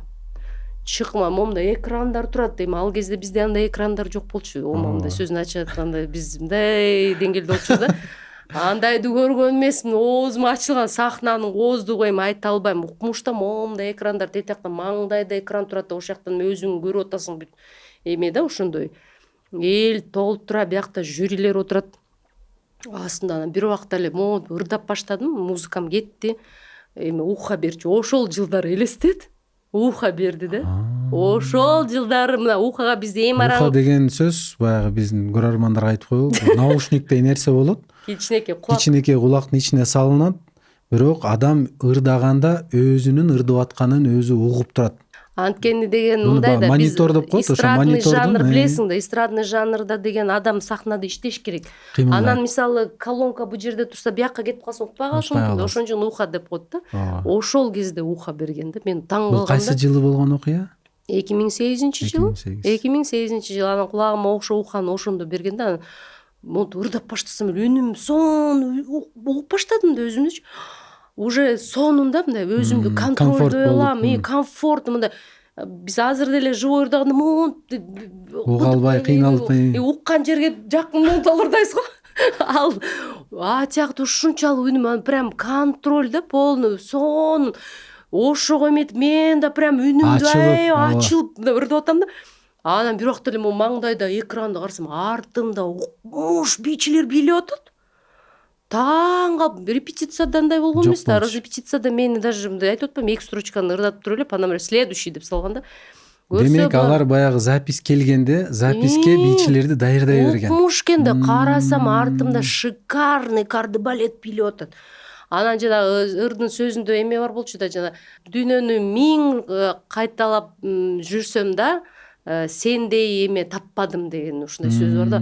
Астана жарыгым сен элим күткөн ак таңым депчи, жылдыздардай жанган нуры акшамың деп ушундай да сөздөрчү мындай. Астана жөнүндө анан ошо жеринен эле ырдап атсам эле бир убакта кардебалет укмуш бийлеп атат. Артымдан Астана десем жөн эле оттор жөн эле Жанып атат. эми укмуш да. Андайды көрбөгөн жаным жөн эле учтум, Ачылды. ояктан 4-5 канаттар чыгып туруп эле учтум жөн эле.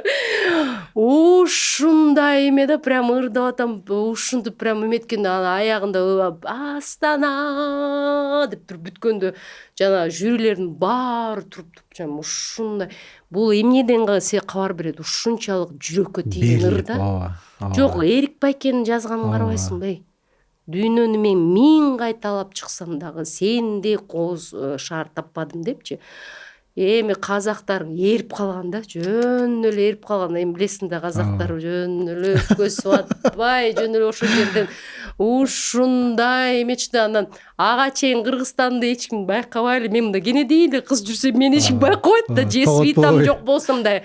А вас сколько репетиция деп мындай хотя бы ачышчен бирөө барып Кыргызстан деп андай эч ким мени байкабайт. Ошону ырдап бүткөндөн эле анан эмеге чыктык. 1-2 дагы номер, эми 30 номер да концертте, 32 номер, 32 мамлекеттин представители ырдап бүткөндөн эле анан бүттү, конкурс бүтүп туруп анан сахнага баарыбызды чыгарды да, уже администрациясы келди, маданият өкүлдөрү келди. Анан сахнада мен чыксам, жанымда Батырхан Шүкенов турат да. Батырхан Шүкеновду ушунчалык поклонницасымын да менчи Батырхан. Анткени мектепте биз Джули, там девчонка изда ошол ырлар менен чоңойгонбуз да. Аны көрүп алып мен мындай оозумду жаап албай атам да, жанымда турат да. Элдин баары мындай элдин звезда болуп, баары сахнада звезда болуп элди карап турса, мен мындай оозумду ачып эле аны карайм да. Неужели это Батырхан Шүкенов менин жанымда турат деп. Монтип эле аны карайм да, ошентсем эле бирок да ал мени карап туруп, добрый вечер, вы же из Кыргызстана деп ушинтип, да деп ушинтсем эле, молодец, умничка, так здорово выступила депчи. Ушинтип, Актан Исабаева знаете деп мага, ушинтип, да, знаю деп, ну привет передать, он такой чумовой вокалист деп, ошентип экөөбүз пару слов. Адамгерчиликтүү болчу да. Пару слов, молодец, здорово выступила деп ушинтип. Анан бир убакта турабыз сахнада, Роза Рымбаеванын ыры ошондо Ак Ордом Астана дейт. Ак Ордам Орда дейт экен да, биздеки Ордо дейбиз го, аларда Ак Ордам Астана деген ыр да, а меники Ак Ордо деген ыр да. Анан экөөбүздүн названиябыз окшош экен да, анан бир убакта эле эметип атышат, всякие поощрительные приздерди вручают, эметип атат. Анан песня Ак Ордам Астана деп тиги кимде кетти да, Роза Рымбаева дагы экинчиби, ушундай орун алды, я не помню уже канчанчы орун. Анан аягында биз биринчи орунду алып кетпедикпи? Кыргызстан, песня Ак Ордо депчи. Ой, жарылганды айтпа, ошол жерде кантип учуп барып жана дипломумду алып, кантип эметкенимди не помню. Ошон үчүн Эрик Байке это был уникальный талант. Уникальный талант. Ошончолук мындай вокальный мелостун негизи, мелостун развитиясын берген. Мисалы ар бир композитордун өзүнүн изюминкасы бар да. Ошо Эрик Байкенин почерки ошондо болчу.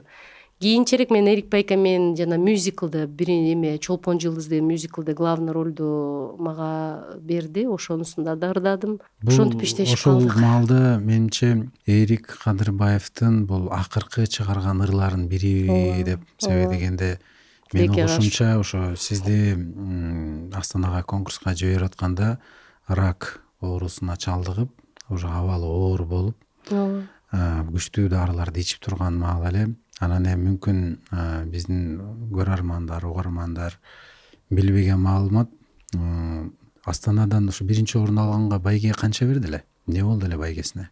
$6,000 уткам ошол кезде. Ошол адам менен, адамгерчилиги менен адам бойдон калат экен да.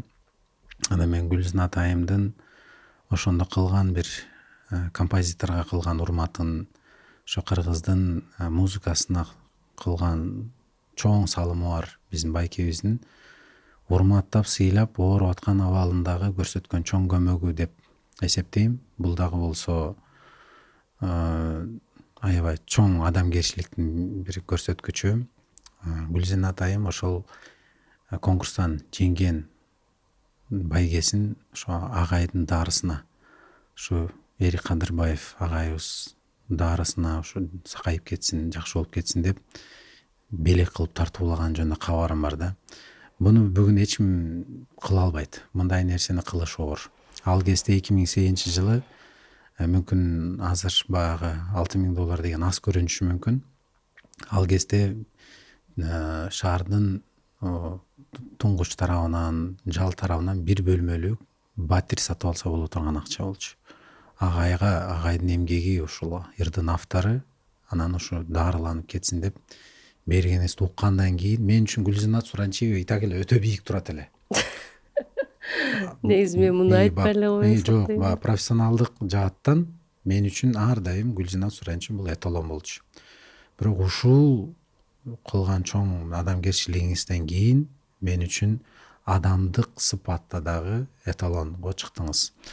Мен буну сөзсүз айтып атканымдын, мисалы Гүлзинат атайым буну айтпайт эле, айтканымдын бир эле себеби бар. Качан бир кыргыз башка кыргызга жан тартсак, качан бири-бирибизге күйүндүү болсок, Кудайым ошонун артындагы ийгиликтерди дагы көбөйтүп берет. Бүгүнкү күнгө чейин Гүлзинат Суранчиева мына 22-жылы барып, кыргыз барып көрбөгөн конкурска барып туруп жеңиш алып келген, бала чакасын амандыкта, түгөлдүктө, жездебиз менен ынтымакта, бир чоң мекеменин башында, кыргыздын маданият өкүлдөрүнүн алдында турганын бүт себеби сиздин буга чейинки кылган адамгерчилигиңиздин үзүрү. Ошондуктан сизге ошо кыргыздын багына жаралган деп айткан сөзүм жалган сөз эмес, кооз сөз эмес. Сизге мен бир эле ийгилик каалайм, бир эле ден соолук каалайм.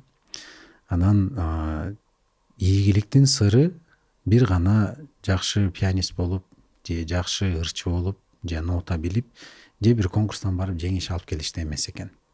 Бул дагы болсо бизде келечекте эртең мен Гүлзинат Суранчиева болом, мен Актан Исабаев болом, мен Мирбек Атабеков болом дегендерге ушул үлгү болсун деп ушул нерселерди биз ачыктап бердик. Эртеңки күнү Гүлзинат Суранчиева болом деген айымдарга сиздин кеңешиңиз? Мен негизи ушу жалпы айымдарга эле эмес, жалпы адамдарга бир эле нерсени айтмакмын да. Жашоо бул жана фальшты жалган жол менен жеткен ийгиликтин, өзүңдүн ак эмгегиң менен жеткен ийгиликтин, бул чындык менен жалгандын айырмасы асман менен жердей болсо, ошол ийгиликтин дагы айырмасы ошондо. Бирок жашоодо акыйкатчылык жок. Жашоодо акыйкатчылык жок болгонго байланыштуу кээде жалган жол менен жеткен ийгиликтер менен жүргөн адамдар өмүр бою бийлеп сайрандап ошол ийгиликтин үстүндө жүрөт да. Бирок арты начар болот да. Бирок чыныгы жол менен мен мисалы ошону айтат элем да. Ийгиликтин формуласын жанагы фальш менен, жалган нерсе менен аралаштырбагыла депчи. Мисалы мен министрдин кызы эмесмин. Менин түртүп, жөлөк кылып түрткөн чоң бир байкелерим, акелерим жок. Бул эмнеден кабар берет? Ошо өз эмгегиңер менен, ак эмгегиңер менен жеткен ийгилик ар дайым элдин астында жүзүңөр жарык болот. Сиздер эч качан бирөөдөн бир наам алып алып, же бир нерсеге жетип алып, элден качып уялбайсыңар. Тескерисинче элге жүзүңөр жарык болот, анткени силер фактически ошол нерсенин баардыгын тастыктап бере аласыңар. Ошон үчүн мен айтмакмын, өзүңөргө ишенгиле, жашоодо ийгиликке жетиш үчүн көп эмгегиңерди жумшагыла, таза жүргүлө демекчимин. Рахмат. Туугандар, бүгүнкү биздин эфир аябай мындай жан дилибиз толуп, намысыбызды, рухубузду, духубузду көтөрө турган бир жакшы эфир болду деп мен эсептейм. Биздин подкастка келген Гүлсүн атайымга баарыбыз дуа кылалы, баарыбыз ийгилик каалайлы. Чыныгы музыканттар, чыныгы ырчылар уктап турса дагы, жолдо баратса дагы, самолетто учуп баратса дагы, аскадан кулап баратса дагы ырдадес ырдап жиберет да. Тилекке каршы бүгүнкү күнү эстрадада 100%-тын бир 10% ошого татыктуу, 90 кичине дайынданыш керек болуп калат да ырдаганга.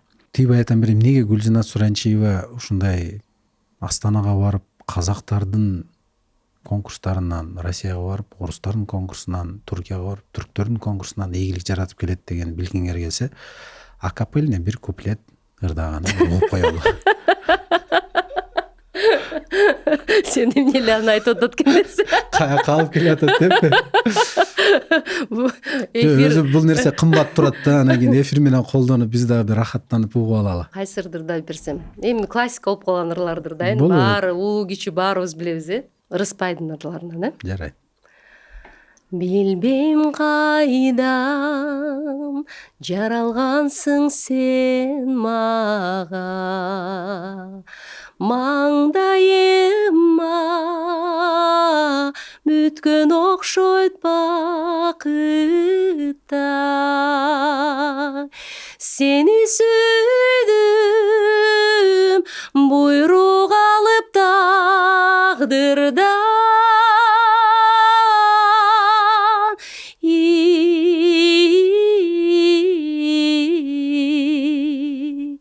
башкалардын миңи сага татыбай.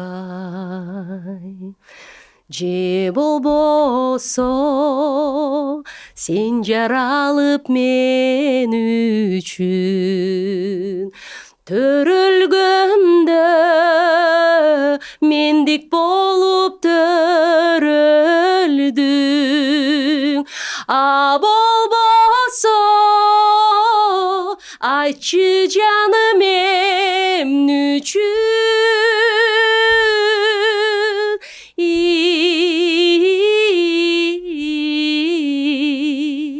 зарлап тапкан перзентиңдей көрүндүм.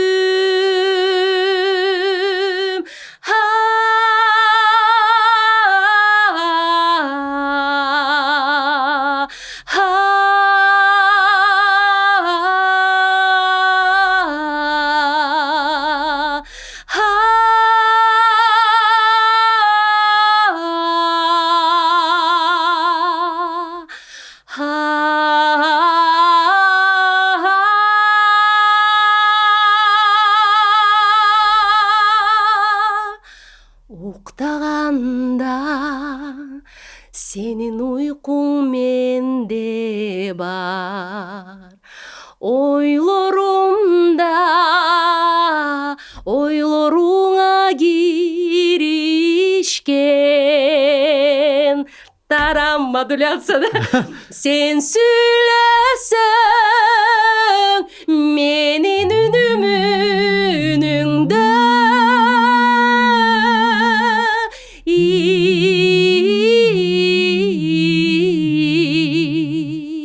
мен көрүүгө сенин көзүң керектей. Биз экөөбүз эки сандай барабар.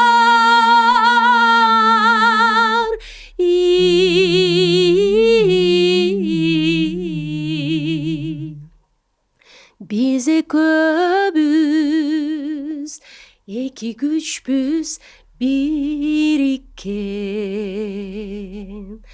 Биз экөөбүз эки сандай барабар.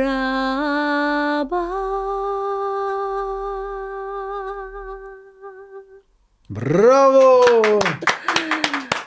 Мен биздин угармандарга жакты деп мен 100% кепилдик берем. Себеби дегенде музыканын эрежесинде бир күчтүү эреже бар. Оозуңдан чыккан ыр кулакка гана жетет, жүрөктөн чыккан ыр жүрөккө жетет деп. Ошого Гүлзина атайым, Кудайым сиздин үнүңүзгө береке берсин. Бүгүнкү күнү канча деген жаш балдарды тарбиялап, бир чоң жоопкерчилик, Шубинкада мүдүрчүлүк жумушуңузду алып жүрөсүз. Биздин азыркы көрөрмандардын арасында эртең Кыргыздын жылдызы болом, Кыргыздын намысын көтөрөм деген биздин көрөрмандардын баарына дем күч кубат берип атасыз. Кудайым колдоп, Кудайым ушул мүмкүнчүлүгүңүздү дагы көбүрөөк, дагы масштабын чоңураак кылып берсин. Мен ойлойм, бүгүнкү күнү биз Гүлжинат Суранчиева деген мындай брендтин болгону бир 20-15% ачыктадык.